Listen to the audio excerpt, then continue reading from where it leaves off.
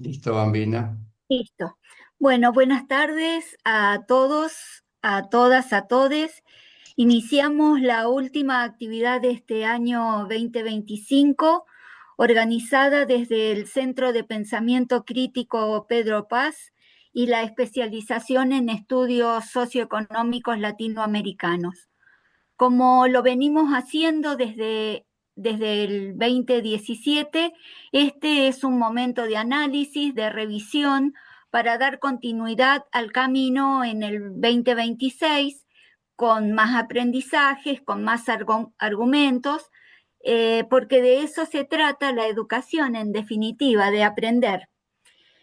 Iniciamos este 2025 con un homenaje a Pedro Francisco Paz en el mes por la memoria, la verdad y la justicia, por lo que agradecemos a quienes fueron sus colegas y muy especialmente a su familia por compartirnos recuerdos, vivencias de un hombre comprometido con su tiempo. Esperamos que en lo realizado hayamos honrado verdaderamente su memoria.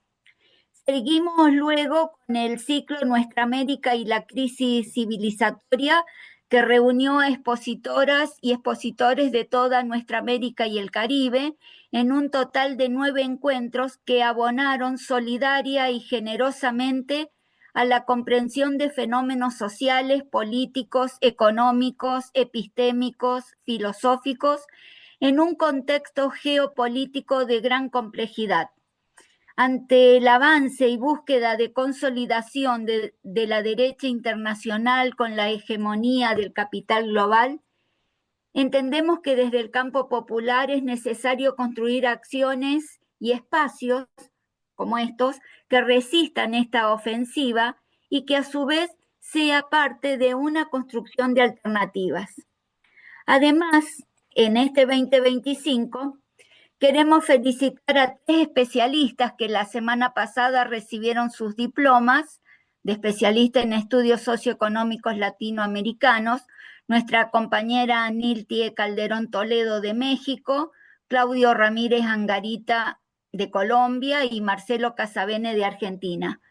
Podemos decir que aquí se presentaron 3 trabajos finales integradores que dan cuenta de lo diverso, lo plural, lo complementario y también lo opuesto de este espacio de formación.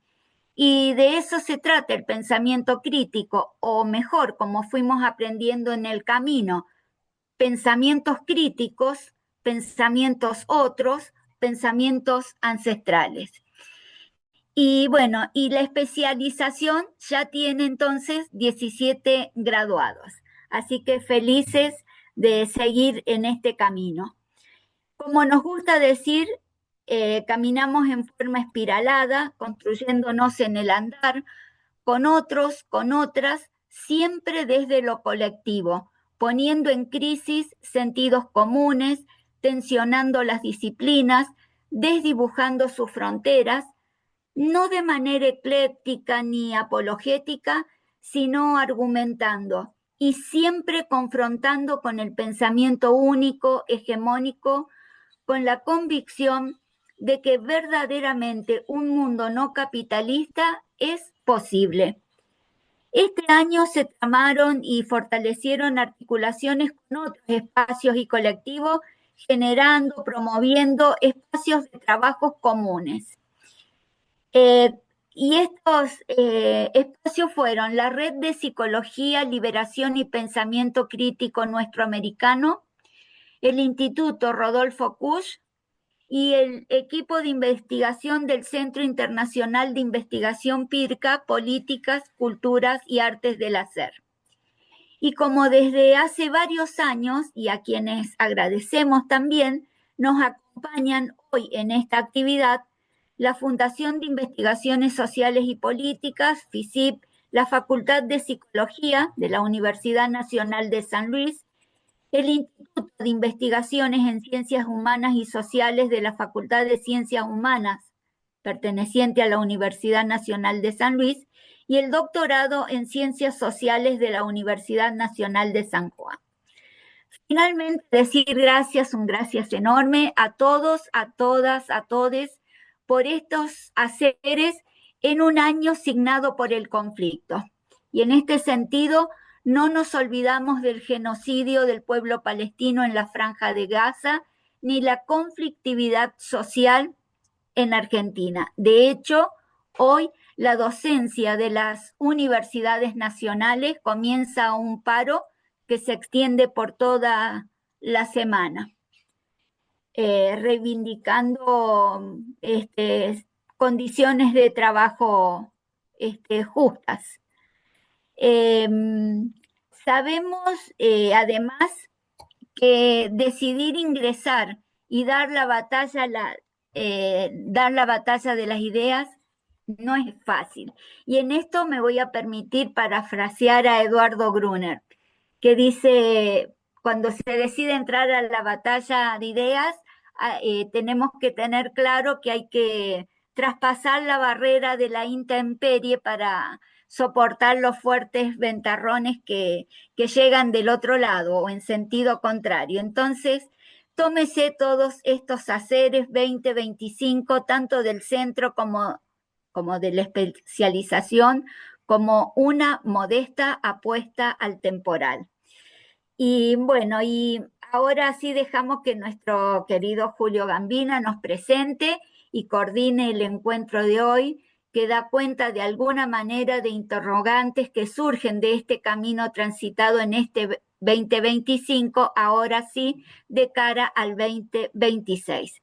Universidad y pensamiento crítico a 20 años del no al ALCA y a 50 años del golpe genocida en Argentina. Así que bienvenidos, bienvenidas y muchas gracias. Bueno, Julio, gracias Bambina.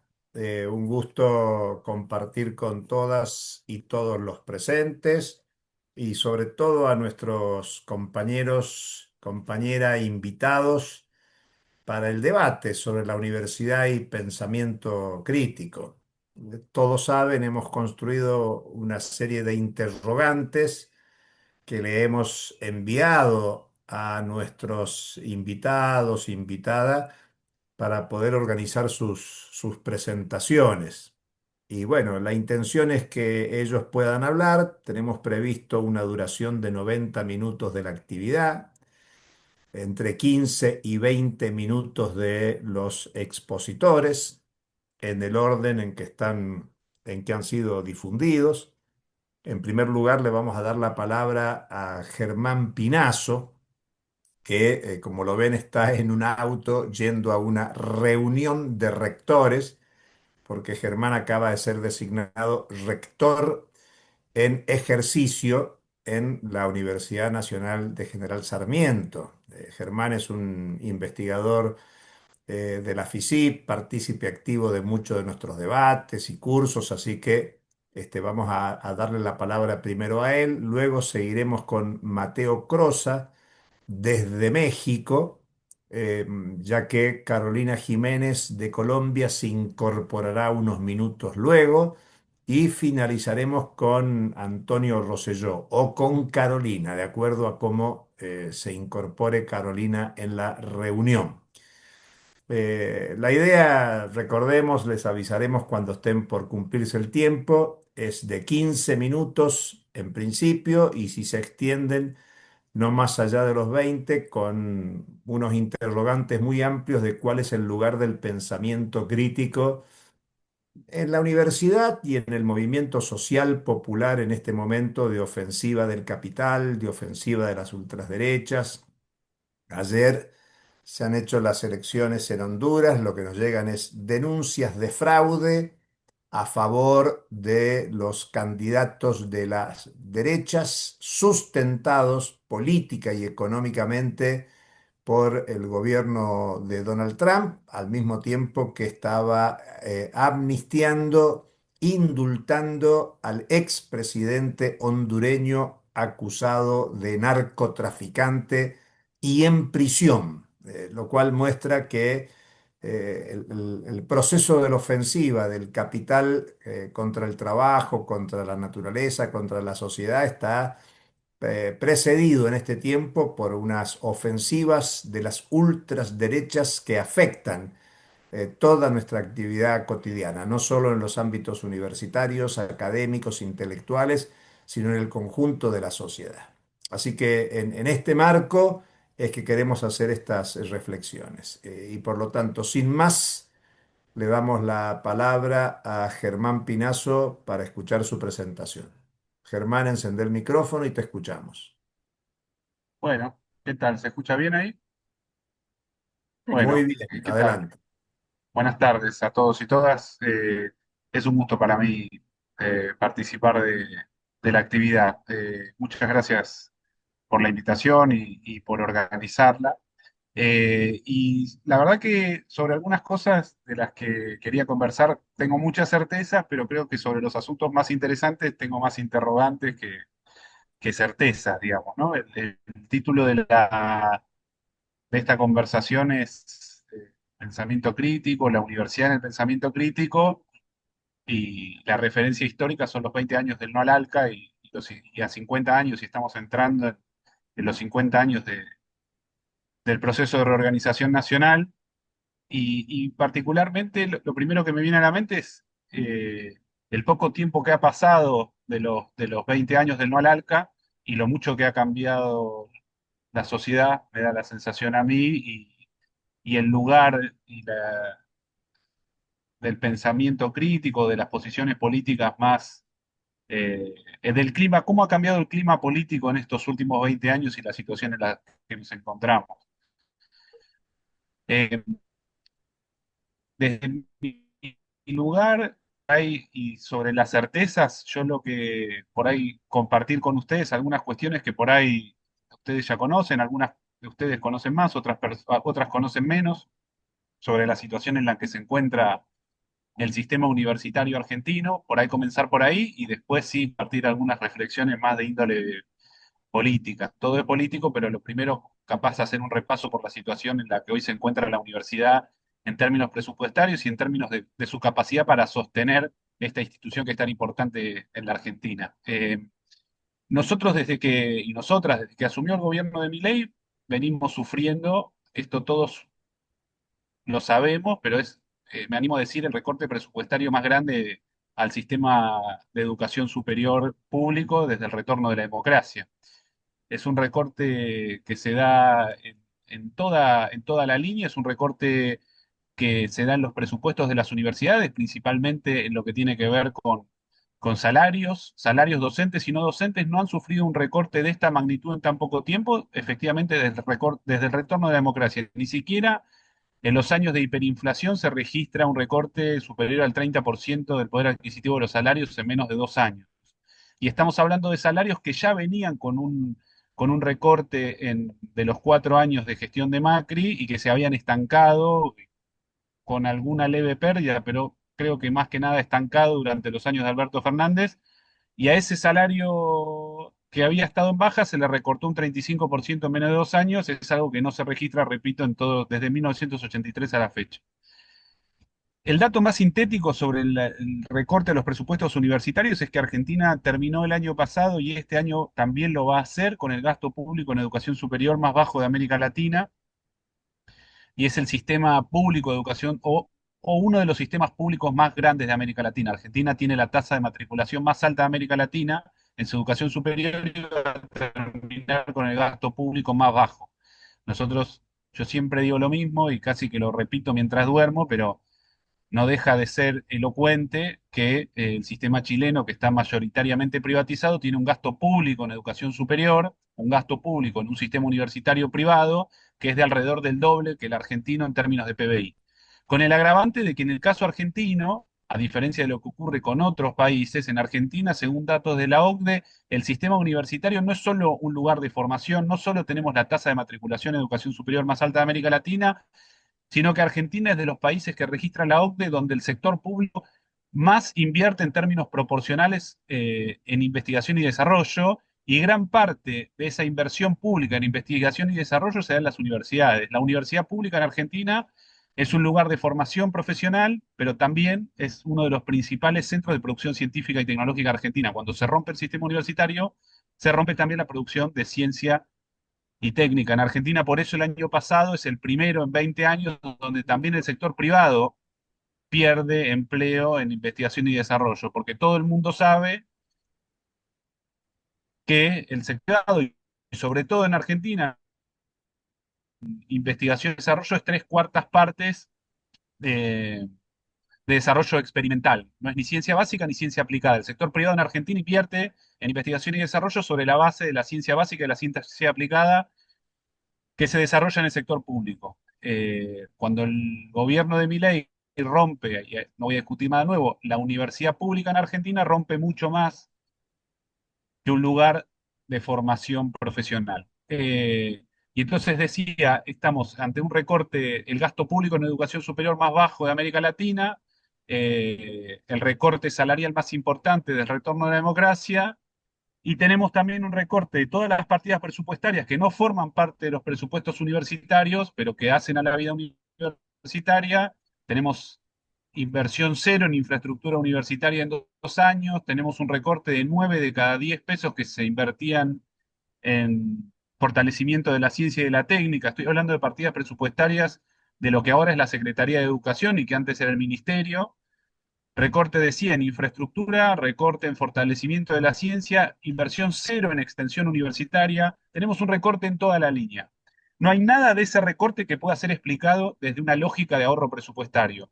La ley de financiamiento universitario que el gobierno se niega a pagar es el equivalente, yo en su momento había hecho la cuenta, con un mes de gasto de intereses de la deuda pública se financian 10 años de ley de financiamiento universitario. El gobierno en 2 días de exenciones impositivas a 5 cerealeras, cuando le estaba hace 2 meses por reventar el tipo de cambio, se gastó todo un año de ley de financiamiento universitario. ¿A qué voy con esto? Más allá de la denuncia, haga después alguna reflexión sobre eso, porque eso también, el no cumplimiento de la ley de financiamiento universitario es claramente un signo de un nuevo momento político en Argentina, pero más allá de la denuncia y más allá de la lectura política y la importancia que reviste que el Poder Ejecutivo no esté cumpliendo una ley del Congreso, es sintomático de que la decisión del desfinanciamiento universitario no es una decisión presupuestaria, es una decisión política del gobierno nacional de romper una de las instituciones que más producen comunidad en Argentina, ¿no? La universidad pública argentina está en las antípodas del proyecto libertario y hay una decisión política de romper la universidad pública. No es una decisión presupuestaria. La universidad pública en Argentina, el pensamiento crítico, como decía Julio, cualquiera que sepa leer, casi que es una amenaza para los funcionarios públicos de este gobierno, que a quienes les resulta muy difícil articular dos o tres ideas más o menos conectadas lógicamente y que casi cualquiera de sus afirmaciones no resiste ni el chequeo contra ningún buscador de Google. De ahí al sistema universitario, claramente el sistema universitario es un peligro. Y lo otro que estaba diciendo también, que no quisiera que pasemos por alto, es que Argentina, en el contexto actual, también está, el gobierno cuando no cumple la ley de financiamiento universitario, abre una nueva época en la discusión política argentina porque está desoyendo a uno de los poderes del Estado, digamos. Es muy difícil sostener que Argentina sigue funcionando como una república cuando el gobierno no cumple una ley del Congreso que fue doblemente ratificada por el Congreso. Argentina tiene por constitución un sistema presidencial muy fuerte, donde al presidente le alcanza con un tercio de una sola cámara del Poder Legislativo para rechazar una ley.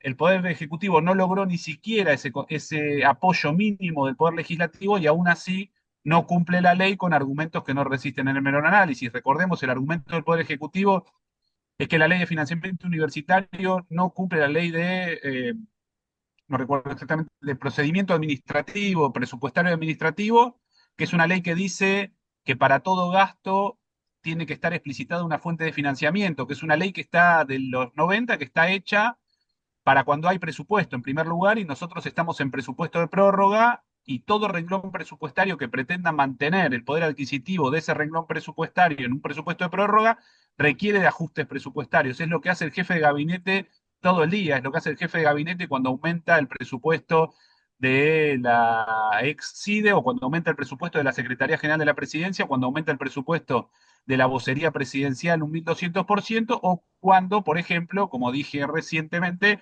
cuando deja de cobrar impuestos a las exportaciones por el equivalente a 1.500 millones de dólares y no se lo consulta a nadie. El no cumplimiento de la ley de financiamiento universitario nos ubica, de hecho, en una situación muy parecida a una autocracia, digamos, en un lugar donde el poder legislativo, cada vez, si esto se acepta, el presidente bien le puede decir al poder legislativo que cada vez que legisle sobre algo que involucre recursos, el poder ejecutivo puede no darle lugar, digamos, ¿no? Entonces es un momento también nuevo en términos de la situación política argentina. Y para ir cerrando y para no robar mucho tiempo, a mí lo que me parece más el mayor desafío que nosotros tenemos es eh, cómo, cómo ampliar los interlocutores de la discusión política que nosotros intentamos llevar adelante. Yo creo que la institución universitaria es de las instituciones públicas que siguen funcionando en el sentido de que siguen, no me quiero extender demasiado, pero desde la gratuidad universitaria, y eso está en los fundamentos por los cuales el presidente Perón en el año 49 establece la gratuidad universitaria, y me parece a mí que desde aquel entonces la sociedad argentina tiene como un pacto implícito por el cual la sociedad entiende que vale la pena financiar para reducir, y así figura, repito, en el decreto de eliminación de aranceles universitarios, no para financiar el derecho individual a la educación superior. Lo que se remueven son los obstáculos para que quienes quieren estudiar en la universidad puedan hacerlo para aportar al beneficio de la nación. Hay ahí una apelación al derecho colectivo que tienen todos y todas, aun quienes nunca van a pisar una universidad, a tener la mayor cantidad de profesionales y la mayor cantidad de científicos y científicas para que se construya el mejor futuro posible para una comunidad. Eh, y yo creo que la institución universitaria, y por eso también es un peligro para mi ley, ese espíritu de construcción colectiva sigue siendo una institución que produce una sensación satisfactoria. A diferencia de lo que ha pasado en gran medida con lo que creo yo que ha sido una desilusión con el gobierno de Alberto Fernández y una desilusión con gran parte del funcionamiento o con el funcionamiento de una parte importante de las instituciones del Estado durante ese gobierno, la institución universitaria sigue siendo una institución que produce experiencias satisfactorias, digamos. Y en ese sentido me parece que nosotros desde la universidad tenemos el desafío de seguir resistiendo a este experimento de disolución nacional, de hiperindividualista, que le propone Milei a la sociedad. Milei le dice a la sociedad que no es que no hay plata ahora, que no va a haber plata nunca y que nadie tiene que poner nunca un mango, un peso de su bolsillo para satisfacer las necesidades de su vecino o de su vecina. La institución universitaria es un desafío y nosotros tenemos una obligación. Pero el desafío de, de- de todos nosotros, y, y acéptenme un nosotros medio laxo ahí, pero todos quienes no pensamos lo que piensa esto del gobierno de Milei, es cómo hacemos para tener un discurso que sea más eficaz políticamente, porque el discurso de Milei efectivamente es eficaz, se monta sobre algo que está roto, sobre una experiencia rota, y en ese sentido es eficaz, y a mí me parece que hay varias experiencias en América Latina y también ha sido interesante las elecciones que ha habido en Estados Unidos recientemente, que cuando hay un discurso que es genuino, que plantea una discusión más radicalizada y que plantea y que se vuelve y que plantea también soluciones concretas desde el otro lado, por ejemplo, decir, vamos a financiarnos cobrándole impuestos a los sectores más ricos de la sociedad para financiar esto y aquello. Bueno, quizás tengamos una alternativa si pensamos en la necesidad de tener un discurso, no aceptar como parte del sentido común lo que nos plantea Milei, no decir, como muchos de nosotros también decimos ahora, bueno, habría que revisar el déficit fiscal, no conceder tanto ese sentido común, no corrernos a ese lugar de centro tan cómodo, sino al contrario, plantear una discusión un poquito más radicalizada y ver si desde ese lugar esa empatía que creo yo, esa conexión con una parte de una sociedad enojada que se conectó con el enojo de estos personajes, se puede canalizar para otro lado. Pero sobre eso, como decía al principio, tengo más dudas que certezas. Quizás la mayor certeza haya venido por el lado de comentar un poquito cuál es la situación universitaria y el desafío que tenemos para el año que viene es ver cómo nos vamos a sostener en un contexto donde Milei ya ha anunciado que el recorte presupuestario de las universidades va a ser aún mayor. Es un desafío muy grande que tenemos en las universidades y bueno, ahí estaremos, digamos, ¿no? Así que bueno, es eso. Espero no haber robado demasiado tiempo. Nada, Germán, muy bien, excelente, en tiempo y forma. Eh, Cumpliste con la consigna y dejás interrogantes para el debate. Bueno, tal como estaba previsto, vamos a continuar con Carolina Jiménez. Carolina es vice rectora de la sede Bogotá de la Universidad Nacional de Colombia. Y bueno, con Carolina compartimos la dirección de la CEPLA, la Sociedad de Economía Política de América Latina y el Caribe, y el grupo de investigación de Claxo sobre crisis y economía mundial. Así que, Carolina, enciende tu micrófono y te escuchamos. Adelante. Bueno, un saludo eh, para todos, especialmente agradecerle al Centro de Pensamiento Crítico Pedro Paz, a la especialización de estudios socioeconómicos latinoamericanos de la Universidad Nacional de San Juan y a la FICIP por la invitación. Eh, yo no alcancé a llegar a la pregunta inicial, pero no sé, Julio, si están abordando qué significa construir pensamiento crítico como formación. Ah, bueno, perfecto. Bueno, quisiera poner algo de contexto un poco también escuchando el planteamiento que hace Germán, particularmente sobre la situación financiera en las universidades públicas argentinas, un poco situar rápidamente el sistema universitario estatal en Colombia, financiaciones y demás, para de ahí un poco bajar a una caracterización de la situación que estamos viendo en las universidades públicas colombianas y en ese orden algunos desafíos que situamos para construir pensamiento crítico como formación. Bueno, en Colombia, digamos que la situación es poco distinta a la que ha venido describiendo Germán, la que está pasando en Argentina. Nosotros también tenemos un presupuesto muy bajo, es el 0,5% del Producto Interno Bruto destinado a la financiación de la educación superior pública en Colombia. Aquí hay en el sistema, en el SUE, que es el sistema de universidades estatales, tenemos 64 instituciones oficiales, las cuales, bueno, reciben el grueso de este porcentaje destinado del Producto Interno Bruto. Nuestra cobertura es muy baja, realmente el 57% de los jóvenes en edad para acceder al sistema de educación superior accede a la educación superior, no solamente pública, sino entre pública y privada. Entonces, ese es un dato importante. Nosotros no tenemos gratuidad en la educación superior pública. En los últimos años se ha venido haciendo un ejercicio de matrícula cero, pero que cubre solo a un porcentaje muy bajo de estos estudiantes que hacen parte de la educación superior, es decir, nosotros, incluso en la educación, en las universidades públicas se paga la matrícula. Eso es importante señalarlo. Los estudiantes de estrato uno y 2 y 3 empiezan a transitar gradualmente a un tema de gratuidad, pero no tenemos entonces educación pública gratuita para los jóvenes que deseen ingresar a la educación superior.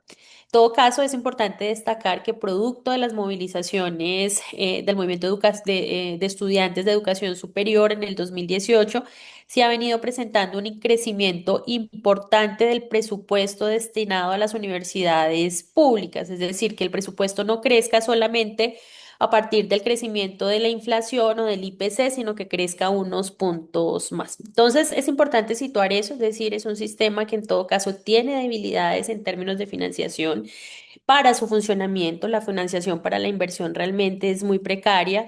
Es un sistema que tiene una cobertura limitada en términos de los jóvenes que pueden acceder. Es un sistema que no tiene gratuidad, pero es un sistema que ha venido un poco creciendo en los últimos años, producto de las movilizaciones del movimiento estudiantil. Vamos que ese es un primer elemento que me parece clave señalar en términos del contexto de las universidades públicas en Colombia. En ese orden, las universidades públicas, por ejemplo, la Universidad Nacional de Colombia, que es la universidad más grande y la cual realmente absorbe casi el 24% de los aportes totales de la nación, van a la Universidad Nacional de Colombia. Esta universidad se autofinancia en un 50%, es decir, el 50% del funcionamiento de la universidad son con recursos de la nación y el otro 50% se financia con venta de servicios, matrículas, bueno, servicios de extensión, entre otros.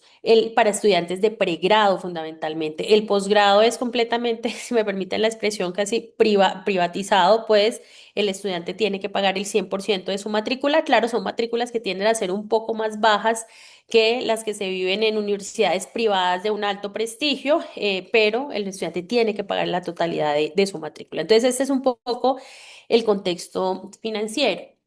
Eh, durante el gobierno de Gustavo Petro, hay que decirlo también para situar esta coyuntura política, ha habido una apuesta por un crecimiento de la matrícula, ha habido una voluntad política por ampliar los recursos hacia la educación superior, pero creo que ahí se empieza a situar un primer desafío que me parece que es clave en términos de los gobiernos denominados progresistas en la región, al menos en el caso que estamos viviendo en Colombia, que no existe un proyecto de educación superior realmente para el cambio. Es decir, no existe un horizonte de sentido político de qué queremos y cuál es el papel que deben jugar las universidades, cuál es el papel que debe jugar el sistema de universidades estatales en Colombia para un proyecto del cambio, sino que se ha centrado en aumentar la cobertura. Y creemos que ese es un problema fundamental a la hora de pensar una universidad pública crítica que contribuya realmente a generar escenarios de transformación, si no hay un proyecto educativo para cambiar, ¿cierto? Que es un poco creo que una de las deficiencias y debilidades muy fuertes que tenemos en el marco de esta administración del gobierno de Gustavo Petro. Bueno, yo identificaba también, y esto lo menciono un poco para poder dialogar con los puntos que ha dejado puestos Germán, pero también quisiera situar cuatro asuntos adicionales que me parece que son centrales a la hora de construir ese pensamiento crítico como formación. Nosotros aquí en la Universidad Nacional incluso hemos tenido una lucha política muy fuerte en el último año y medio. Ha habido una disputa por la universidad y realmente lo que nos hemos encontrado es una disputa con dos proyectos de universidades. Un proyecto de universidad que es la universidad corporativizada, que es la universidad plegada a una agenda neoliberal, y una universidad que plantea el conocimiento como un bien común de la humanidad. Entonces yo creo que ahí o quisiera yo situar este primer desafío, y es que construir pensamiento crítico como formación pasa porque en las universidades realmente logremos trabajar y materializar lo que implica el conocimiento como un bien común de la humanidad. Y esto lo señalo porque quizá una de las problemáticas más acuciantes que asistimos en las universidades públicas y privadas, pero particularmente en las públicas, ha sido la neoliberalización de las universidades, la privatización de las agendas de investigación, la subordinación de las agendas académicas al servicio de las necesidades empresariales. Entonces, un asunto central ahí es disputarnos este reconocimiento de que el conocimiento no es una mercancía, no es un bien económico, no es simplemente un recurso de uso compartido, sino que es un bien común, y esto significa que es fundamental para la vida en sociedad. Yo creo que Germán decía algo que es fundamental sobre el significado de las universidades para cuidar el sentido de la comunidad, para producir comunidad. Y esta neoliberalización de las universidades ha venido rompiendo lo que significa la comunidad universitaria, que es una problemática muy sentida y que después, si nos queda un poco más de tiempo, me gustaría desarrollar. En ese orden, creo que hay un segundo asunto también para pensar estos elementos, y es cuál es la responsabilidad colectiva pública y comunitaria que tienen las universidades. Yo creo que eso se ha venido desdibujando que las universidades públicas tenemos una responsabilidad en la resolución de los problemas más sentidos del conjunto de la sociedad. Cuando nosotros comprendemos eso realmente y cuando se asume el sentido y el compromiso con la nación, podemos situar las agendas académicas, los horizontes de investigación, la forma como participamos en los debates nacionales, incluso el tipo de política de bienestar universitario, lo podemos orientar hacia el buen vivir de la sociedad y, por supuesto, hacia el buen vivir de la comunidad universitaria. Nosotros hemos venido haciendo un esfuerzo justamente por romper las agendas de investigación que están orientadas hacia el lucro individual, que ponen a las universidades incluso como soporte de negocios particulares. Aquí en Colombia ha habido un debate muy fuerte, sé que es un debate que también vienen tejiendo en universidades españolas, en universidades chilenas. No me he acercado al debate argentino sobre cómo las universidades han venido creando corporaciones para la oferta de extensión, dejarla en manos de privados y de paso quitarle los recursos a las universidades. Este ha sido un debate muy fuerte en la Universidad Colombiana, particularmente en la Universidad Nacional de Colombia, que durante los últimos años se ha puesto como el soporte de negocios particulares, con las implicaciones que eso tiene en términos de las agendas de investigación de nuestros investigadores, pero también de los ingresos que entran a las universidades al servicio, pues que deberían estar al servicio del conjunto de la comunidad universitaria.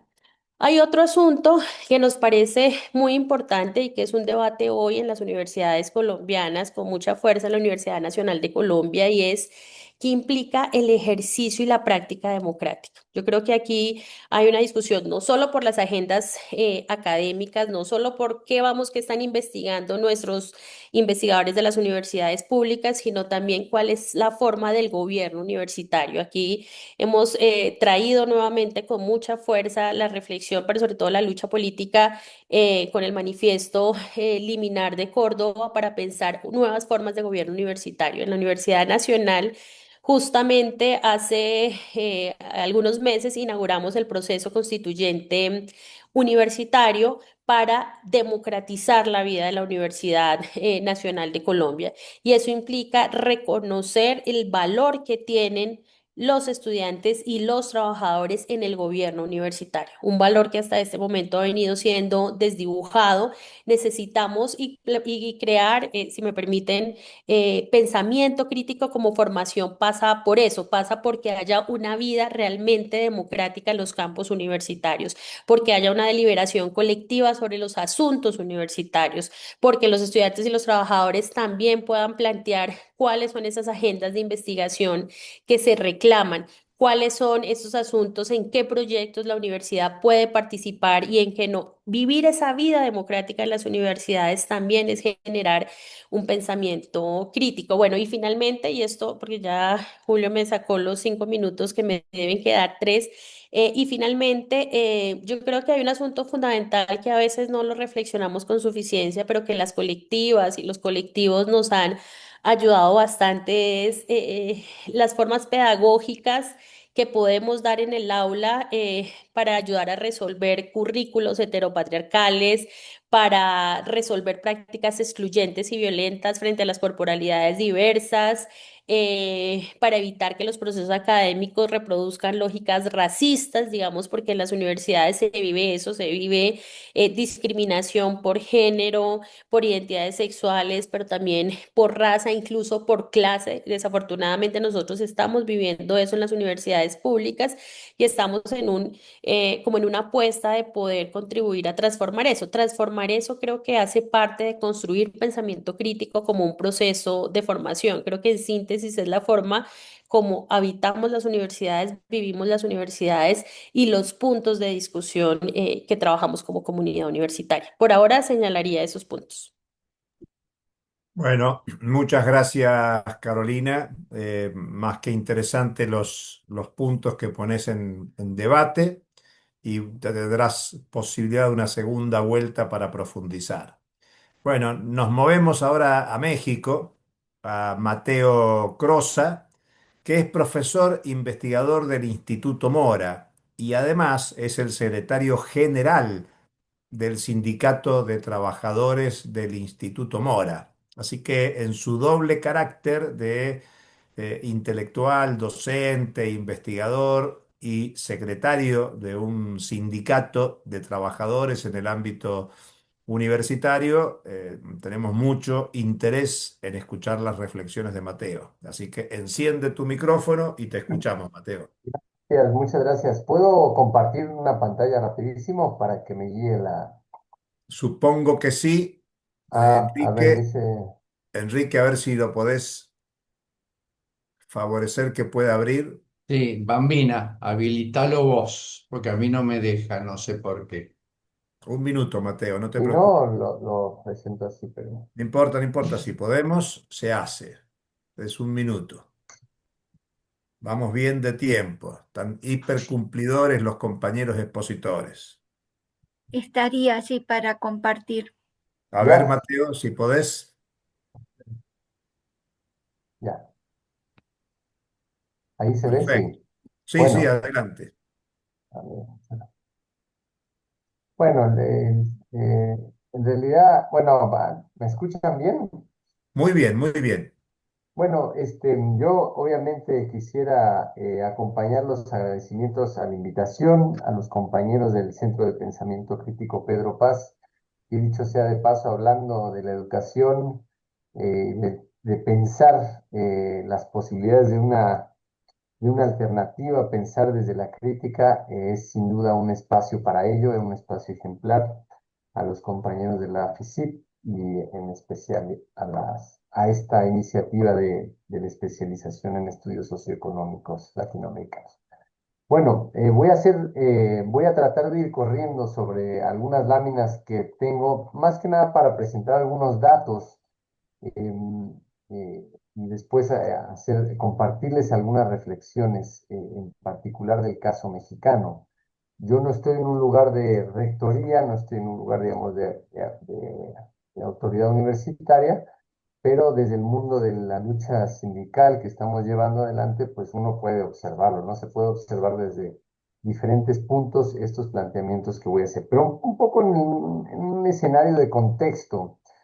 México venimos de muchos, cuando hablamos de neoliberalismo en México, hablamos de una economía abierta a la inversión extranjera, totalmente abierta, de una economía totalmente subsumida al dominio estadounidense, productivamente, científicamente, en términos de seguridad, en todos los terrenos México se encuentra con un aparato productivo, político, militar totalmente subsumido a Estados Unidos. Y por eso es que después de 40, eh, es un país que se puede caracterizar como una economía tendiente cada vez más hacia una formación de enclave maquilador, eh, donde sostenido en ventajas comparativas, especialmente la mano de obra barata y la cercanía con Estados Unidos. Eso es en términos dichos muy sencillos, lo que significan 40 años de neoliberalismo en México. Por eso le pongo maquilocéntrico. Pero en el terreno que acá nos invita, lo que me interesa decir de esto es que México, la apertura al mercado, la subsunción al dominio estadounidense, la apertura a la inversión extranjera, la dependencia en México ha significado una profunda ruptura del sistema de ciencia y tecnología y de educación en el país, porque todo el aparato productivo está tendido hacia la importación de conocimiento.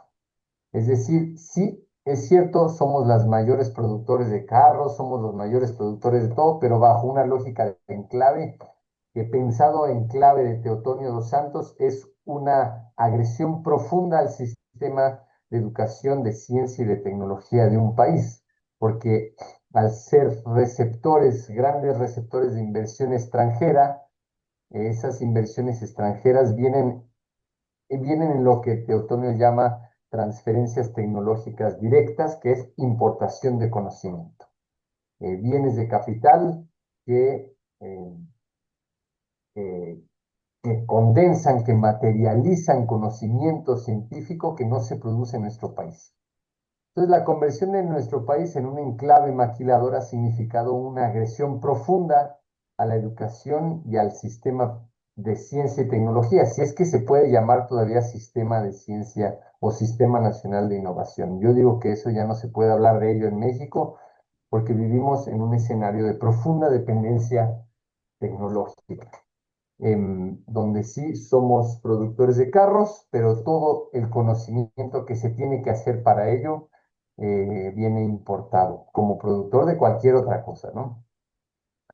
Bueno, sostenido bajo una austeridad laboral, salarial, austeridad prolongada, años de neoliberalismo en México convirtieron al país en uno de los países de América Latina con la recaudación fiscal más baja de la región. Bueno, todo eso ha implicado el paquete neoliberal para México. Y entonces, desde mi punto de vista, lo que voy a ir presentando, lo que sigue es este escenario de qué significa la conversión de México en un enclave maquilador para la educación, para la ciencia y la tecnología. Acá se ve que después de todos estos años, 40 años y andando, México tiene una recaudación fiscal muy baja de 17.7% en comparación con otros países. Em, eh, y no hay a la actualidad en México, no hay a la actualidad ninguna iniciativa de reforma fiscal que implique condicionar fiscalmente al capital. Lo que hay es una recaudación fiscal centrada fundamentalmente en el salario, más no en el capital. Una reforma fiscal, como en cualquier otro país de América Latina, que condicione y discipline al capital, implicaría cuestionar el modelo y eso no se está haciendo ni de cerca. Entonces vivimos atrapados en un escenario de austeridad fiscal que no hay disposición a modificarlo y cualquier modificación que pueda haber en el terreno fiscal, yo le llamaría que es una ingeniería fiscal que lleva presupuesto de un sector a otro, y eso es lo que se está haciendo en términos de política fiscal. Y en el terreno de la educación, bueno, estas son cifras de la OCDE. México, esta es una gráfica de inversión en educación, educación primaria, secundaria y terciaria. Y este es el primer lugar perdón, Luxemburgo hasta arriba, Noruega, y son países de la OCDE, no son todos obviamente, pero ahí destaca México en el último lugar en términos de educación, en inversión en educación. Solo para ir notando el grado de austeridad que vivimos en el terreno de la educación, como ya se notó por mis compañeros Carolina y Germán. Bueno, aquí un poquito más de cerca, en términos de gasto, aquí hay 3 indicadores: gasto en ciencia, tecnología e investigación, es la línea de abajo; gasto en educación superior y posgrado; y gasto en educación, es la línea que está hasta arriba. Lo que hay es un proceso de estancamiento prolongado en gasto en educación y, en todo caso, en este terreno de la ingeniería fiscal ha habido recortes incluso en los últimos años que llevan parte de la inversión en educación a otros sectores, como el sector que se llama la Secretaría de Bienestar, que son programas sociales, parte de la educación. Digamos, parte del ajuste fiscal en México ha implicado reducir presupuesto a la educación, a la salud y, entre otros sectores, llevar parte de esa recaudación hacia el sector de lo que se llama, bueno, de gasto social, de programas sociales, y también a la Secretaría de Defensa Nacional, o sea, al Ejército. Mientras tanto, educación, cultura, salud, estos 3 sectores han estado viviendo un prolongado proceso de estancamiento. Aquí es ya cercano al área de ciencia y tecnología, yo no trabajo en la Universidad Nacional de México, yo trabajo en el Instituto Mora, que forma parte de la Secretaría de Ciencia y Tecnología, y lo que estamos viendo acá en esta gráfica y lo que estamos viviendo anualmente son recortes durísimos en el presupuesto. Del 2024 a 2025, nos hicieron un recorte del 15% en presupuesto y 18% en gasto, en presupuesto para nómina y prestaciones a salarios. Vivimos ya con un déficit donde cada año a partir de septiembre ya no hay dinero y hay un escenario de profunda incertidumbre en estos centros de investigación. Quizás ubiquen otros como el CIESAS, en los colegios. Bueno, es un sistema que tiene México que depende del CONACYT. Bueno, entonces este es un poco el escenario. Entonces muy rápidamente, regreso a comentar. México entonces sale en los rankings mundiales como gran productor manufacturero y solamente para que vean el escenario en el que lo que significa esto, México evidentemente aparece entre los grandes productores de carros, pero en términos de inversión, esto es inversión privada, pública, no hay datos. En términos de inversión en el ramo automotriz está muy, muy por debajo de los grandes, de los grandes eh, productores del país. Entonces, en México lo que vemos es una especie de ruptura del ciclo productivo donde en efecto se producen muchos carros, pero nada de la ciencia, tecnología, nada del conocimiento que se requiere para eso se hace en México. Entonces, hay lo que hemos denominado una ruptura del ciclo productivo en el país, lo cual ratifica la condición de enclave en el que se encuentra el país. Bueno, ¿qué ha significado esta austeridad prolongada en México? Un éxodo de mano de obra calificada exponencial. En estas gráficas lo que ustedes pueden ver es la migración de mano de obra calificada de México al mundo, fundamentalmente Estados Unidos. En el 2000 habían, esto es bueno, esto es educación superior. Lo que hubo eran más o menos, se registraron 450,000 mexicanos altamente calificados y 20 años después, 1,000,000, casi 1,000,000, habrá que actualizar estas cifras, hoy anda como en 1,700,000 los trabajadores, eh, la población altamente calificada mexicana que trabaja en Estados Unidos. Y estas son cifras de posgrado, esto es de licenciaturas, y bueno, estos son licenciatura y posgrado, y esto es de posgrado, esta cifra. Entonces, lo que hay es un éxodo de mano de obra calificada. Aquí quizás puedo mostrar los inmigrantes con estudios de posgrados residentes en Estados Unidos. Se ve que India y China son los más grandes y México ahí aparece como el país que provee de mano de obra calificada a Estados Unidos. La diferencia con China y la India es que esos migrantes, hay una política de obra calificada y después esa mano de obra calificada regresa. En México es un éxodo porque se quedan ahí y no hay un aparato productivo ni de cerca que tenga la capacidad de absorber esa mano de obra. Entonces los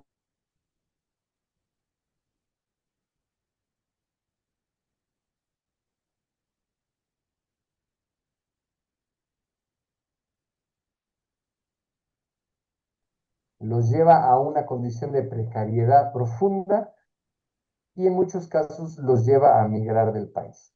Y aquí hay más cifras que muestran el crecimiento de la migración de mano de obra calificada. Bueno, el escenario actual es, es una contracción del presupuesto muy radical, al grado que ya muchas centrales sindicales están anunciando paros, porque hay un déficit absoluto en términos de educación superior, donde ya el presupuesto asignado ya no va a alcanzar para pagar salarios. Así de sencillo.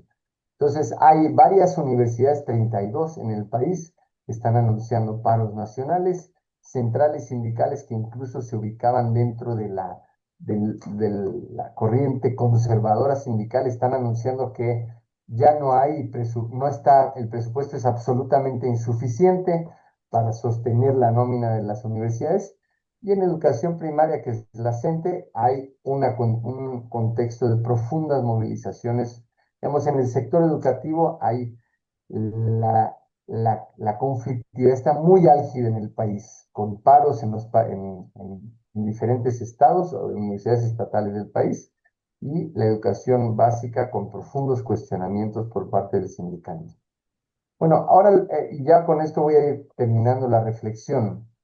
Ahora, yo lo que quisiera apuntar aquí es la reflexión que ha puesto Carolina en específico, en especial, bueno, también Germán, no solo es un problema de presupuesto. Lo que yo estoy viendo ahora es que estamos entrando a una etapa de mucha turbulencia en términos de trabajo docente, porque no solamente estamos viviendo austeridad presupuestal, sino una transformación tecnológica que está llevando a que los procesos que antes habían sido inalcanzables por la revolución tecnológica, que habían sido imposibles de automatizar, se estén, se estén enfrentando en una lógica de nueva subsunción del trabajo. Y me refiero a que la educación en todo sentido, pero en la educación superior, lo planteo como reflexión más que como conclusión, lo planteo más como preguntas.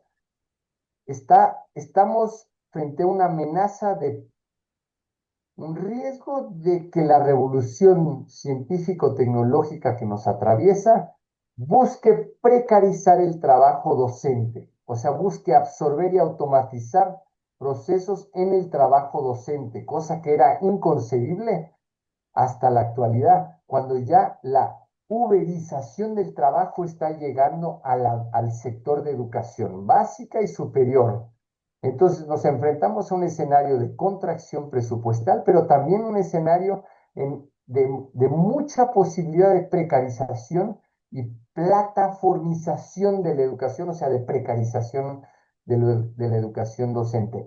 Y las nuevas iniciativas, al menos en este país, de educación superior, universidades públicas, etcétera, etcétera, ya se crean en condiciones donde el trabajo es profundamente precarizado y donde los docentes cada vez más están subsumidos a plataformas de inteligencia artificial, a plataformas electrónicas que están cada vez más intermediando el trabajo docente.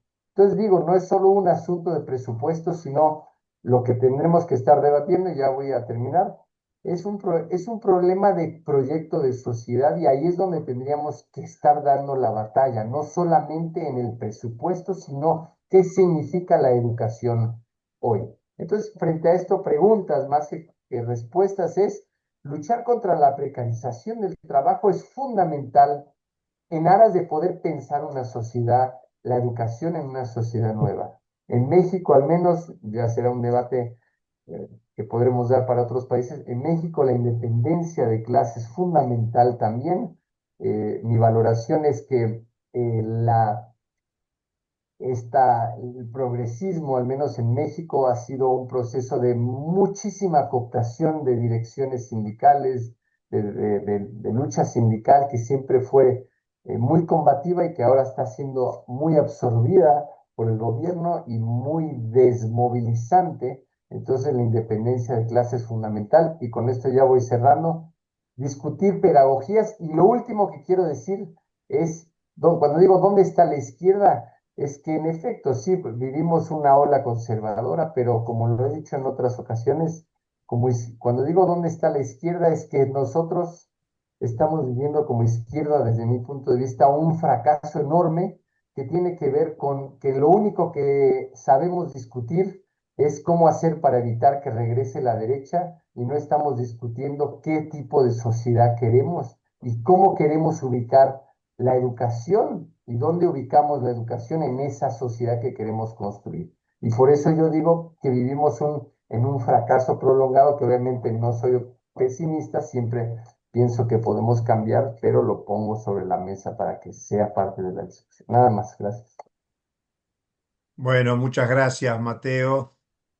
Mucho material para el debate. Y bueno, vamos a darle paso para el cierre de las primeras presentaciones. Luego abriremos ronda de preguntas y los expositores miran en el chat. Ya hay una participación de Sonia con una reflexión y una pregunta al final que sería bueno que la tomen los expositores para una segunda ronda de intervenciones. Así que vamos a darle paso a nuestro querido compañero Antonio Rosselló, obviamente de Argentina, profesor titular e investigador en la Universidad de Buenos Aires. También dirigente sindical, secretario de Asuntos Sociales de la CONADU Histórica y es paritario nacional de la docencia universitaria. Investigador del nivel 2 de la CONEAU, evaluador de proyectos institucionales de universidades nacionales, licenciado en Economía y magíster en Administración Pública de la Facultad de Ciencias Económicas de la UBA. Antonio, adelante, te escuchamos. Bueno, buenas tardes a todos. Gracias a los organizadores y a los que me han invitado acá, varios compañeros queridos y conocidos míos de aquí de la Argentina. Gracias a los que están ya en el chat preguntando y a todos los que vean este programa, sea en vivo o en directo, esta conferencia, esta sala de debate. Dicho esto, realmente agradezco a quienes antecedieron en el uso de la palabra porque esto me ha facilitado variar mi ponencia, sobre todo acá la del compañero mexicano, Mateo, que con su final me abre a otro tipo de debates. Miren, el pensamiento crítico yo lo reivindico desde dos lugares. Primero, desde mi opción de clase, que por eso milito en un sindicalismo clasista, y desde mi marco teórico, porque abiertamente yo me reivindico marxista, ¿no? O sea, por cuanto para nosotros el pensamiento crítico forma parte de nuestra propia formación como ser humano desde mi más temprana adolescencia. Y cuando estamos llenos de dudas o llenos, cargados de un clima que algunos pueden considerar adverso o convulsivo por lo menos, yo creo que tenemos que también volver a los clásicos, ¿no? ¿Y qué es lo que queremos? Por ejemplo, preguntaba recién Mateo. Bueno, me voy a restringir en este caso a la educación. Yo quisiera que volviera, en la Argentina hoy se va a discutir una nueva ley de educación general, que incluya a la universidad en uno de sus artículos, incluya toda la educación en la Argentina. Y es una ley que prepara un gobierno para volver al siglo XV, es pre-Comenius. Y si ustedes me preguntan qué es lo que queremos nosotros queremos a Luria, un gran pedagogo ruso-soviético que llevó en alma ata en dos generaciones de la edad de bronce, donde no tenían ni siquiera un grafolecto donde expresarse los naturales de allí, 40 años después lanzaron el primer satélite al espacio. Eso es lo que queremos. Queremos un gobierno de trabajadores, queremos el avance en la educación, y voy a ir a otro clásico, ya no del pensamiento marxista.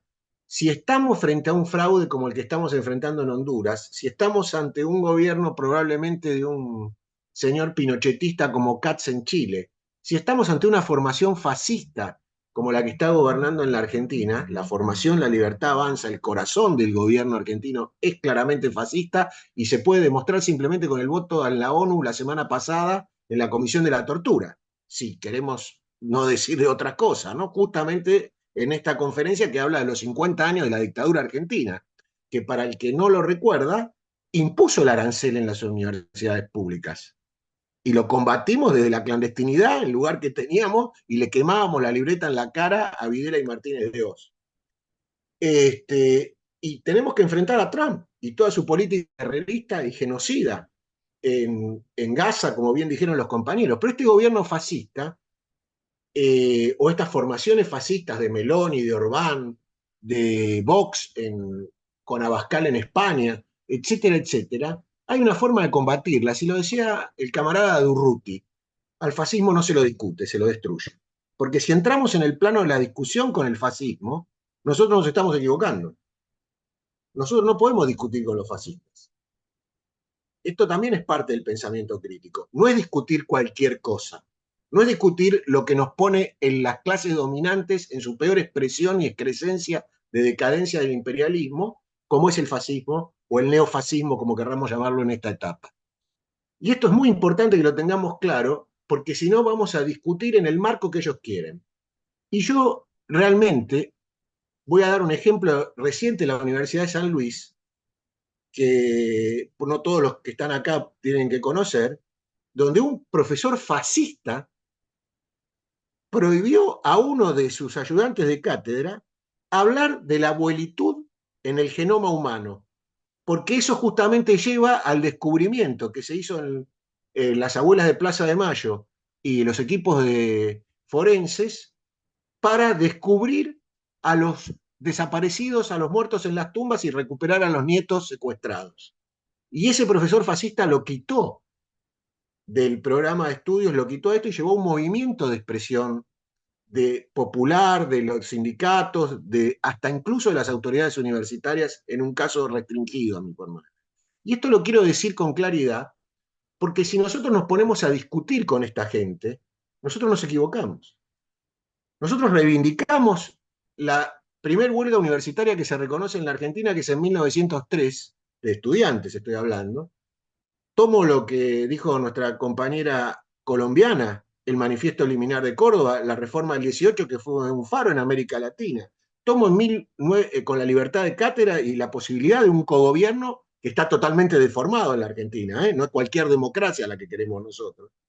El no arancelamiento, que no es lo mismo que la gratuidad, no es lo mismo, la Universidad de la Argentina no es gratuita, y ni digamos en el posgrado, como bien se refirió acá, de los costos de los posgrados y su financiación, y el ingreso irrestricto que conquistamos en el 73 y desde el 83, con varios cuestionamientos incluso en la justicia, mantenemos en el país. Digo esto porque hay algo que yo extraño de no decir en cada uno de estos foros que me toca participar. Estimados colegas, compañeras y compañeros, acá el problema es que el imperialismo impuso que la educación es una mercancía y es un servicio. Y eso lo hizo en la ronda de Doha en 1994, después de la caída de la Unión Soviética y del progreso de la recolonización capitalista de China. O sea, la caída de los estados obreros y la recolonización dio la apertura del mercado a un nuevo negocio. Y todas las universidades en todo el mundo están semi-privatizadas, privatizadas, pero sobre todo está mercantilizado el conocimiento. Y por más, y yo lo puse a propósito y le agradezco a Julio que reiterara ese breve currículum, porque aunque yo forme parte de la CONEAU, que sea profesor e investigador, justamente hasta mis tesis de maestría y doctorado y todo lo demás van en la denuncia de este tema, van sobre la educación. Hay otra educación posible, hay otra universidad posible, pero no porque hay otro mundo posible como decíamos en los 90. No, no, no, no. Es porque tenemos que derrotar a ese modelo que lleva 30 años y que en la Argentina ningún gobierno de derecha, progresista, menemista, neoliberal, formación fascista ha derogado. La expresión de la Organización Mundial de Comercio del 94 se dio en la Argentina con la Ley de Educación Superior. Y la universidad tiene un acento mercantil clarísimo escrito en la ley. Ley que está vigente, 30 años después. Claro que la discusión no es solo presupuestaria. Sin presupuesto no va a haber universidad. De eso también voy a hablar brevemente. Pero ya se extendió Germán en este punto. Pero digo, acá lo que tenemos que cambiar es de raíz el concepto de la educación, porque lo que queremos es una universidad al servicio de las mayorías populares que la sostienen, como explicó el compañero mexicano, con sus tributos. Y la sostienen con tributos que son indirectos y no tributos al capital.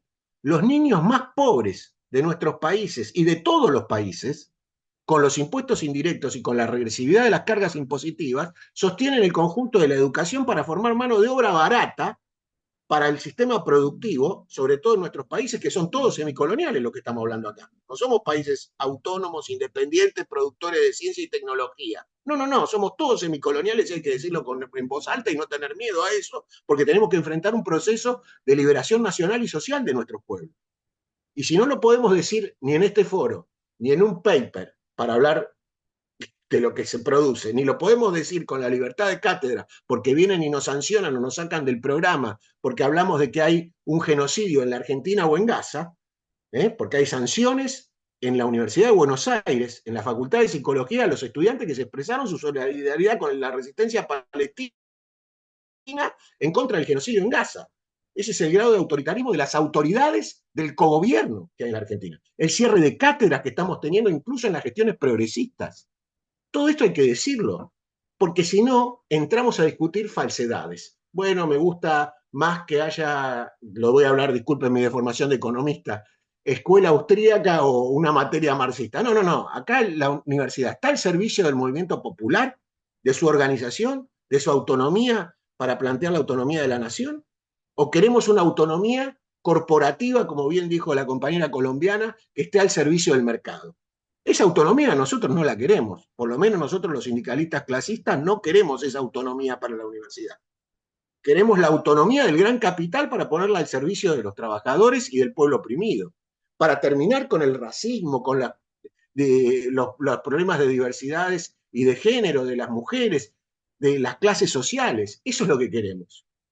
Si no, creo que no entramos nosotros en el pensamiento crítico y nos amoldamos a lo políticamente correcto de la Agenda 2030 que impulsa un sector del imperialismo, el supuesto imperialismo democrático, blanco, progre, ¿no? Que nos quiere llevar a eso. Y nosotros no estamos con eso. Nosotros estamos por la independencia de clase, como bien dijo Mateo, estamos por la independencia nacional y estamos por la liberación social para cambiar un régimen.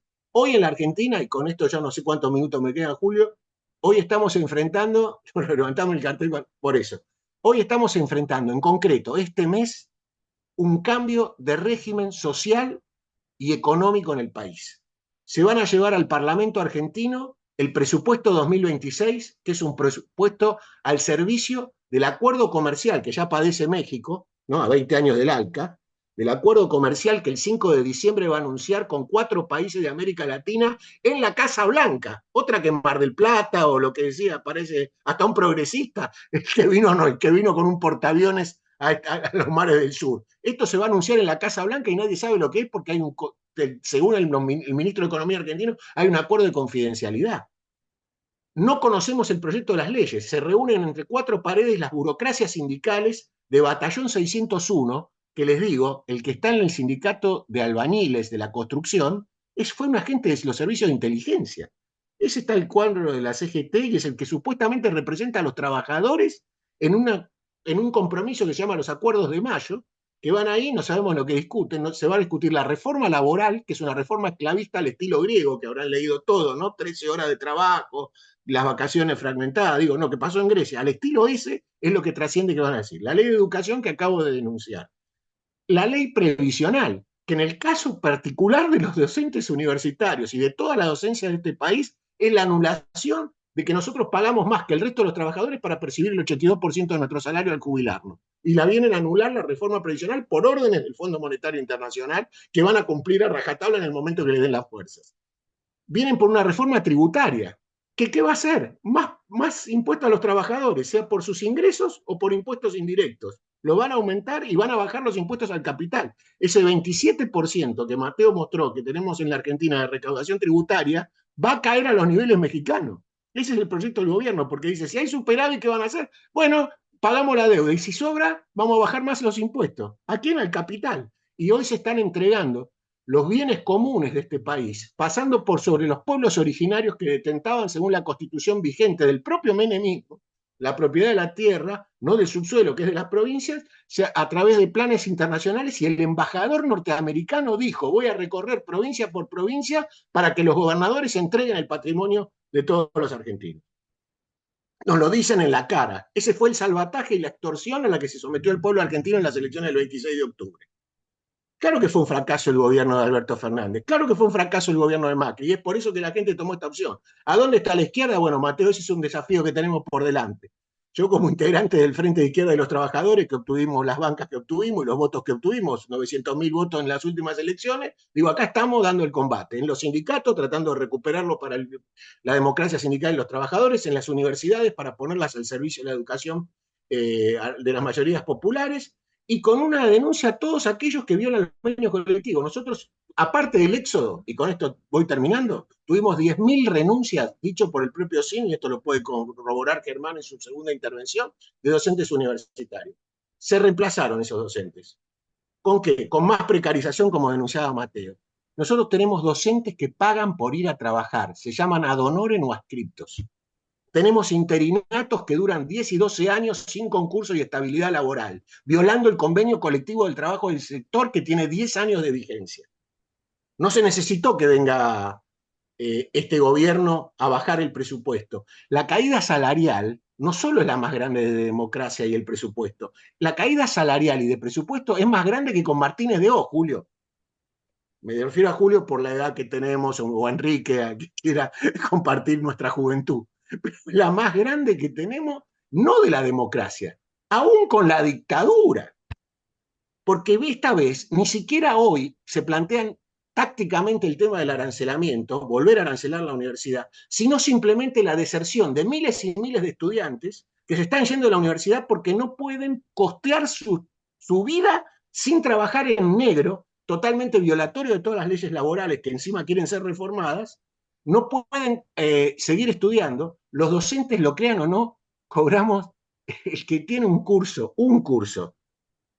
en los primeros años, con hasta 100 estudiantes, cobra $150.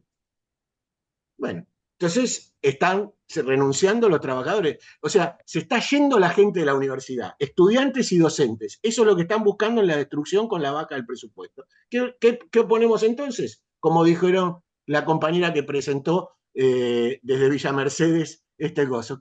¿Cuál es la respuesta de los trabajadores? Tenemos una semana de paro, desde hoy hasta el sábado, luchando contra el presupuesto 2026, contra todas las reformas al régimen colonial que se nos quiere imponer, laboral, previsional, impositiva, presupuestaria, la violación de la ley de la salud pública que también se votó en el Congreso, la de discapacidad que se votó en el Congreso, la de financiamiento universitario, y es probable que no haya un curso regular en 2026, estaremos de paro, espero que todos los sindicatos, no solo en nuestro caso la CONADO histórica, y vayamos todos a unas nuevas marchas nacionales y a un paro nacional para evitar este cambio de régimen que si pasa, van por un cambio de régimen político, la reforma constitucional, una reelección a 6 años y mantenerse en el poder a cualquier precio. Disculpen si me he extendido en demasía y la vehemencia, pero realmente al fascismo ni agua. Gracias, Antonio. La juventud acumulada se nota en nosotros, está claro. Bueno, tenemos unos minutos de tiempo todavía. Hay compañeros que están con obligaciones, así que en el orden que quieran, los compañeros que intervinieron, no sé, Germán, Carolina, Mateo, el propio Antonio, una ronda breve de comentarios. Quien quiera puede empezar. Si me hacen gesto o directamente abren el micrófono y adelante. Me imagino que habrán leído lo que se ha puesto en el chat por parte de los participantes. Insisto, una larga intervención de Sonia dando las preocupaciones sobre el tema de la formación y cómo se llega a los estudios universitarios. Y la pregunta es cómo superar este círculo vicioso. Intervenciones de Claudio Ramírez Angarita desde Colombia, denunciando al candidato de la ultraderecha colombiana en comparación con Milei y con Bukele.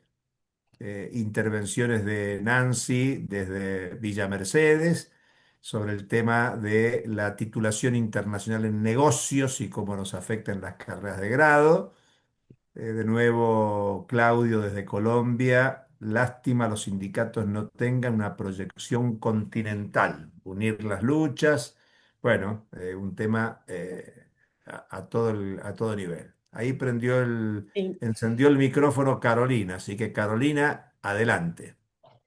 Bueno, sí, yo quisiera como desarrollar un poquito, ya los compañeros lo han venido situando, Mateo y Antonio, algo que es, creo que fundamental en la discusión, incluso la misma preocupación que expresan tanto Claudio como Sonia en el chat, pues nos indica eso, justamente cuál es la disputa por el sentido común en las universidades. Yo creo que, y en Colombia lo vivimos de manera muy desafortunada, el triunfo del neoliberalismo en términos del sentido común le ha hecho muchos daños a las universidades y esto ha impactado de manera diversa la capacidad crítica que tiene la universidad y que produce el pensamiento crítico que puede producir la universidad frente al orden social existente.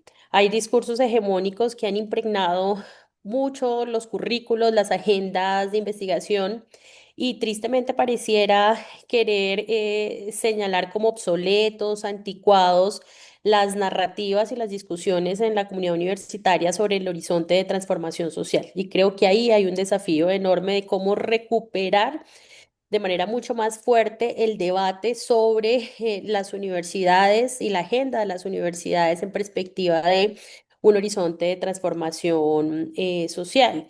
Aquí desafortunadamente, y creo que es una situación que padecen el grueso de las universidades públicas, la narrativa de la innovación le está haciendo mucho daño a la universidad pública, la narrativa de la innovación donde terminan atrapando todas las agendas de investigación a las spin-off, a las startups, a las deep tech, y si no se mete la universidad en esa lógica, es como si la universidad entonces se queda rezagada, la universidad es obsoleta, la universidad no quiere, pero al final esa narrativa de la innovación lo que ha pretendido es plegar las agendas de investigación a los intereses, además ni siquiera porque el planteamiento es del innovador, del emprendedor, realmente es a los intereses del gran capital, financiados incluso con recursos públicos de otras agencias. En la universidad lo estamos viviendo. A la hora de discutir en convenios interadministrativos con el distrito, con la nación, derechos de propiedad intelectual.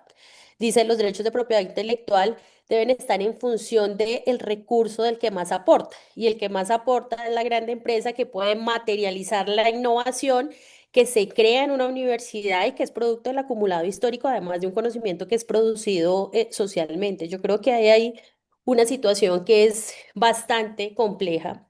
Creo que sí es una deuda importante de los gobiernos alternativos y hay que señalarlo, no tener un horizonte de política educativa, de creación de un sentido común, es decir, la disputa, la batalla cultural que no hicieron los gobiernos progresistas, particularmente en ministerios o en secretarías como la de educación, creo que son muy graves políticamente.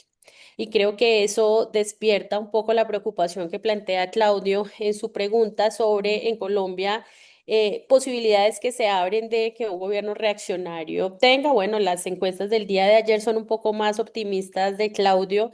Le dieron un porcentaje del 35%, ahorita no recuerdo con exactitud, a Iván Cepeda en la elección presidencial, y pero en efecto lo seguía como con un 18% Abelardo de la Espriella. Entonces creo que ahí hay un asunto que es central en esta discusión. Y finalmente, porque sé que es poco el tiempo, frente a poco como el pesimismo, diría yo, que plantea Sonia sobre como un círculo vicioso. Yo creo que al final uno siempre tiene la esperanza. Lo que nosotros vivimos hoy en la Universidad Nacional de Colombia, pese a todas las dificultades que estamos enfrentando, nos da mucha esperanza de que hay un movimiento crítico importante en las juventudes, un movimiento crítico en la clase trabajadora, unos sindicatos, particularmente un sindicato que se mueve planteando que la entrada de la defensa de lo público en la universidad es el gobierno universitario. Por eso para nosotros es muy importante el significado de la constituyente universitaria, porque es pensar una comunidad que se cohesiona en torno a la posibilidad de construir de otra manera la universidad pública en Colombia, en este caso la Universidad Nacional, que es la universidad más grande del país. Entonces yo creo que siempre afortunadamente hay una comunidad de movimiento, afortunadamente hay un espíritu y una conciencia de clase en muchos de nuestros estudiantes y en muchos de nuestros trabajadores, y creo que ahí es donde hay que trabajar fuertemente porque es en estos sectores, en estos sujetos políticos que quizás son más diversos, que tienen unas subjetividades distintas, que reclaman asuntos a veces más sectoriales con los que se puede construir y con los que se puede defender un proyecto de universidad pública, porque yo creo que en un proyecto de universidad pública realmente democrática, realmente con un horizonte emancipador, es posible aportar mucho a la discusión y a la lucha por la transformación social en estas sociedades del siglo XXI que tienen tantas y que padecemos tantas amenazas. Gracias, Carolina. Y bueno, en el poquito tiempo que queda, insistimos, Antonio, Mateo o Germán, Acá se agrega, por si no leyeron, Claudio habla, no se ha tenido en cuenta la visión social e histórica de la universidad para las comunidades, sino todo lo contrario. Y Ernesto agrega, además de destacar las intervenciones, cuáles fueron las expresiones y procesos de organización para un internacionalismo docente que debata el proceso global de la mercantilización de la educación, alguna para recuperar, oír a leer y referenciarnos. Y Claudio insiste, la educación es de las pocas vías que aún se mantienen las resistencias, que siguen ahí, pero sí están siendo muy golpeadas. Eduardo ha tenido el privilegio de participar en la charla por invitación del Pedro Paz desde Chile, ¿no? Ha sido muy importante, aunque ha habido sesiones que no entiendo nada, pero de a poco se podrá entender el pensamiento crítico. Espero que en 2 semanas sea elegida la segunda mujer en ser presidenta de Chile. Está difícil, pero creo que nuestros conciudadanos recapaciten en su elección. Muchas gracias por la invitación.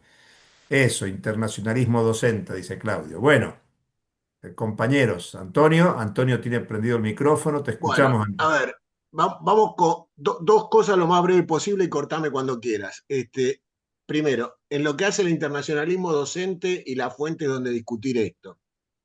Los sindicatos docentes de educación básica, media o superior en los últimos 30 años, y cualquiera haya sido su dirección, muchas de ellas con las que no coincido, se ha expresado sobre los acuerdos de la OMC, sobre la CEPAL, sobre la OEA, sobre el Centro de Educación para América Latina y el Caribe, sobre los problemas en la OIT, sobre la UNESCO, contra el proceso de mercantilización y privatización, que como dijo un gran pensador norteamericano, con el cual coinciden algunas cosas y en otras no, que no van Chomsky, lo primero que se hace es se baja el presupuesto, entonces se dice que hay un fracaso y entonces después se privatiza.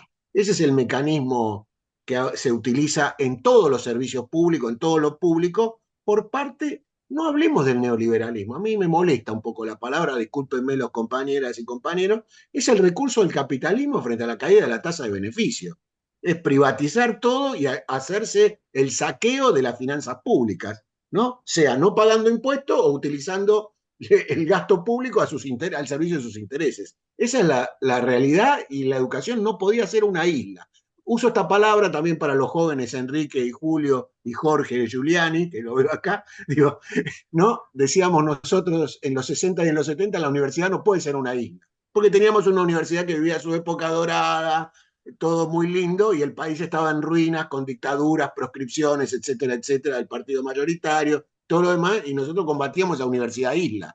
Bueno, nosotros no queremos una isla, queremos una universidad, una educación metida en eso, y ellos lo lograron meter. ¿Cómo? Reventando toda la educación, en todos sus niveles.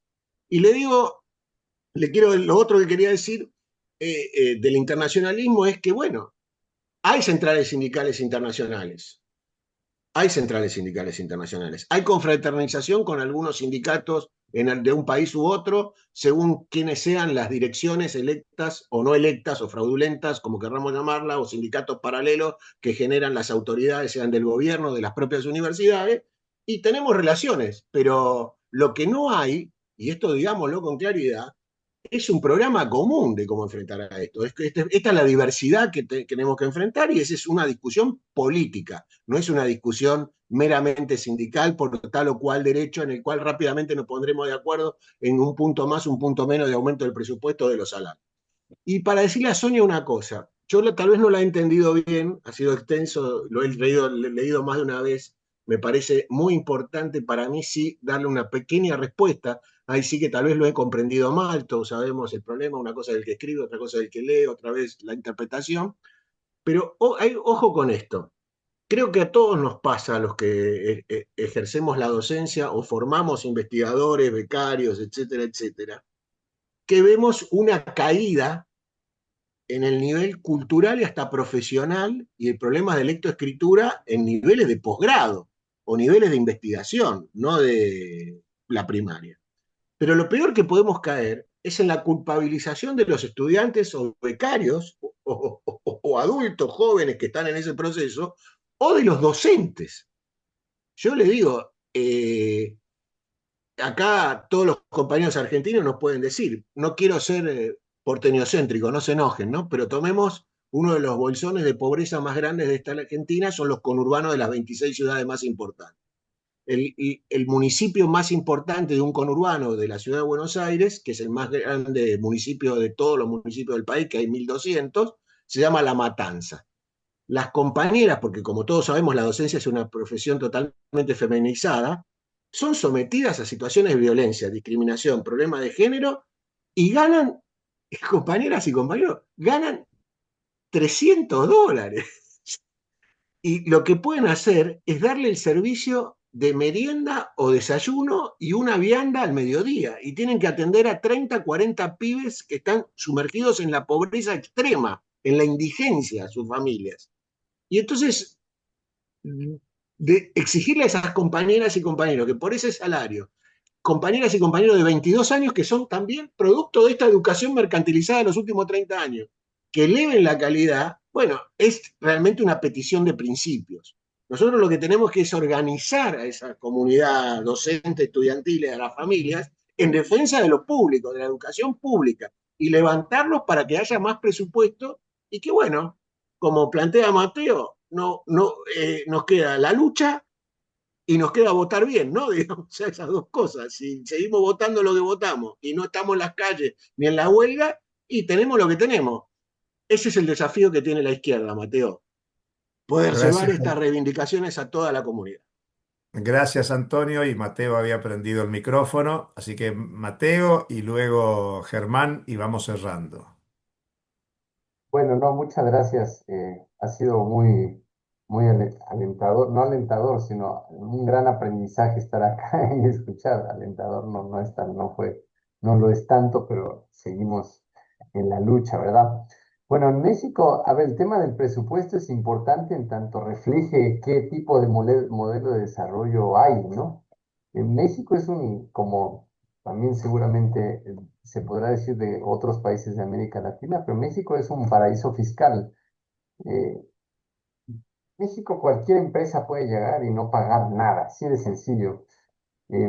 Entonces, evidentemente, sí hay un asunto de presupuesto y el presupuesto lo único que queda claro es que está en contra del trabajo. En educación es clarísimo y parte de eso lo traté de mostrar en las cifras. Ahora, sí creo que estamos viviendo una agresión renovada al sector educativo. No solo tiene que ver con austeridad y reducir el Estado ahí, sino con transformar la concepción de educación. Nos estamos viviendo una embestida que no solamente es en el presupuesto, sino transformar la educación al servicio del capital y volver el pensamiento crítico una cosa totalmente improductiva. Para el fascismo en Argentina puede ser un estorbo el pensamiento crítico, para el progresismo también lo es, y lo que vivimos en México es que hay la noción, hoy la presidenta dijo que somos un movimiento social que ahora está en el poder. Yo diría, bueno, no están en el poder para empezar, porque el poder lo tiene el capital. Y en segundo lugar, lo que implica eso para la educación es que ahora el pensamiento crítico ya es improductivo para esa concepción, porque estando en el poder ya no es necesario, ya no es necesaria la ciencia social, la humanística, ya no es necesario cuestionar, hay que innovar, como decía Carolina. Carolina es muy certera en lo que dice y eso es lo que estamos viviendo en México. Todo lo que implica innovación, conocimiento aplicado, es por lo que ahora está obsesionado el Estado en el progresismo y el pensamiento crítico está siendo absolutamente destruido bajo una lógica de que el pensamiento crítico ahora es nuestro enemigo, porque en realidad no debería estar apoyando. Entonces es muy grave esa situación en el terreno de la educación. Otro tema es que, eh, diría, estamos entrando en una ofensiva contra la educación después de muchos años de mercantilización de la educación, donde al menos en México el sindicalismo está totalmente destruido en el sector de la educación superior, o mucho de ello está profundamente fracturado, y eso nos coloca en un escenario de mucha debilidad. Lo que sí hay en México es un sindicalismo muy combativo, independiente en la educación básica, que es en la Coordinadora Nacional de Trabajadores de Educación. Y desde mi punto de vista, ya podré, lo hemos platicado en México, es uno tiene que estar ahí donde esté el ejemplo. Entonces, desde mi punto de vista, el sindicalismo de la educación superior tiene que seguir la pauta de los compañeros de la Coordinadora Nacional de Trabajadores de la Educación, quienes nos están dando el ejemplo de cómo se tiene que luchar, porque están preparados, porque están organizados y nos están enseñando a luchar desde la independencia. Entonces, quizás nosotros estamos fracturados a nivel de educación superior por la mercantilización, pero tenemos ejemplos de mucha luz de donde podemos agarrarnos para poder avanzar. Y ahí creo que yo está nuestra apuesta grande en este momento. Nada más. Y agradecer nuevamente, compañeros y compañeras. Mu- Muchas gracias, Mateo. Germán, tus referencias finales. Eh, bueno, yo no, no tenía pensado alguna intervención más no tenía mucho más que agregar. Por ahí me queda alguna reflexión vinculada a lo que dijo la compañera y a lo que dijo recién el compañero también sobre el gasto en la educación media. Parece que hay, no me animo tampoco a hablar de las diferencias en América Latina o extenderme demasiado, ya bastante, yo tomé mucha nota cuando Antonio hablaba de las violaciones a convenios, a los cupos. La verdad que gestionar en este contexto en la universidad estos 2 años es tan difícil. Sostener, en la universidad nuestra, por suerte, hemos podido sostener, hemos hecho concursos, hemos tenido convenio colectivo y no hay, no hemos tenido que recurrir a ningún contrato por fuera de convenio, y eso ya de por sí es imposible casi de sostener la situación presupuestaria en este contexto. Pero digo, hay algo ahí, lo que sí me animo a decir, si nosotros no podemos pensar, cuando uno piensa, Antonio hablaba de la docencia de la provincia de Buenos Aires, nosotros se han descentralizado los servicios de salud en educación en Argentina y no ha habido ninguna discusión sobre descentralización o centralización o cuestión impositiva. Nosotros tenemos la recaudación tributaria en las provincias a principios de la democracia, los impuestos inmobiliarios, que son los impuestos progresivos en Argentina, eran el 36% de la recaudación, hoy son el 4%. Hay algo de la ruptura del pacto democrático cuando en Argentina el fascismo dice los impuestos son muy altos, eso se vuelve plausible por una estructura impositiva que no sé ya quién lo dijo, pero en Argentina cobra menos impuestos a las ganancias que Chile, Argentina cobra menos impuestos a las ganancias que Mozambique, Argentina está en el punto número 40 de los peores en el mundo en términos de cobro de impuestos progresivos. Yo creo que si bien no se reduce todo, como decía Mateo, a la cuestión presupuestaria y hay un montón de discusiones que dar sobre el sentido de la práctica que tenemos en el pensamiento crítico de la educación superior, en Argentina yo creo que sí podemos ponernos de acuerdo en que tenemos que ser muchísimo más radicales en términos de la discusión presupuestaria, ir a recaudar, ir a sacarle a quien le tenemos que sacar para financiar lo que consideramos que tenemos que financiar, y si no, ahí estamos perdidos.